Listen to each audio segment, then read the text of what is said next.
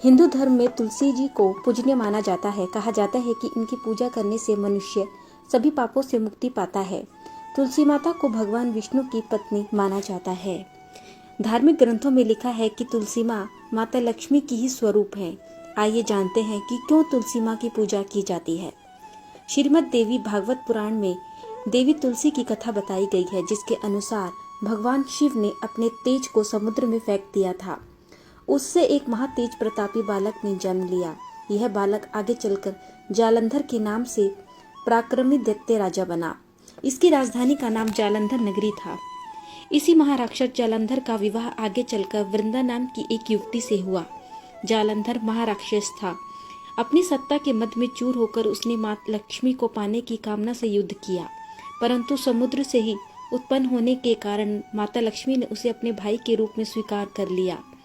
वहां से पराजित होकर वह देवी पार्वती को पाने की लालसा से कैलाश पर्वत पर गया और शिव का रूप धर वह मां पार्वती के समीप जाने लगा, परंतु पार्वती ने अपने योग बल से तुरंत ही उसे पहचान लिया और वे वहां से अंतर्ध्यान हो गई।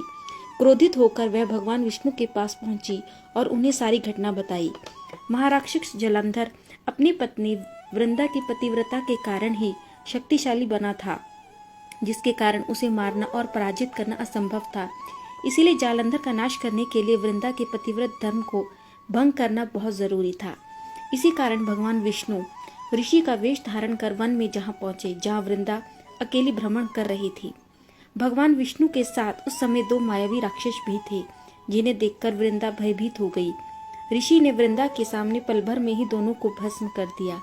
उनकी शक्ति देखकर वृंदा ने कैलाश पर्वत पर महादेव के साथ युद्ध कर रहे अपने पति जालंधर के बारे में पूछा। ऋषि ने अपने माया जाल से 2 वानर प्रकट किए। एक वानर के हाथ में जालंधर का सिर था और दूसरे के हाथ में धड़। अपने पति की यह दशा देखकर वृंदा बेहोश हो गई और होश में आने पर उसने ऋषि से प्रार्थना की कि वह उसके पति जालंधर को जीवित कर दे। ऋषि रूपी भगवान विष्णु ने अपनी माया से पुनः जालंधर का सिर धड़ से जोड़ दिया, परंतु उसी समय वे स्वयं उसके शरीर में प्रवेश कर गए। वृंदा को जरा भी इस बात के छल के बारे में नहीं पता चला। जालंधर बने भगवान के साथ वृंदा उन्हें अपना पति समझकर पतिव्रता का व्यवहार करने लगी, जिससे उसका सतीत्व भंग हो गया। ऐसा होते ही वृंदा का पति जालंधर युद्ध में हार गया।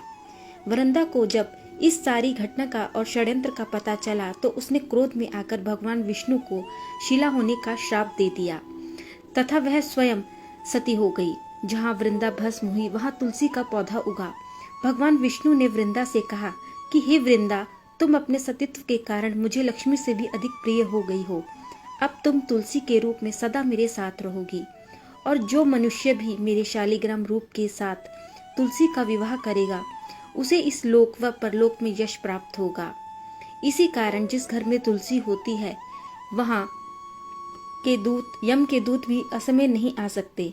गंगा व नर्मदा के जल में स्नान व तुलसी का पूजन बराबर माना जाता है। कहा जाता है कि जो मनुष्य तुलसी व आंवलों की छाया में अपने पितरों का श्राद्ध करता है उसके पितर मोक्ष को प्राप्त हो जाते हैं। ये भी माना जाता है कि तुलसी का पौधा घर में लगाने मात्र से ही तथा पूजा करने से बहुत से प्रकार के वास्तु दोष और नकारात्मक ऊर्जा दूर हो जाती है। साथ ही माता लक्ष्मी की हमेशा कृपा उन पर बनी रहती है।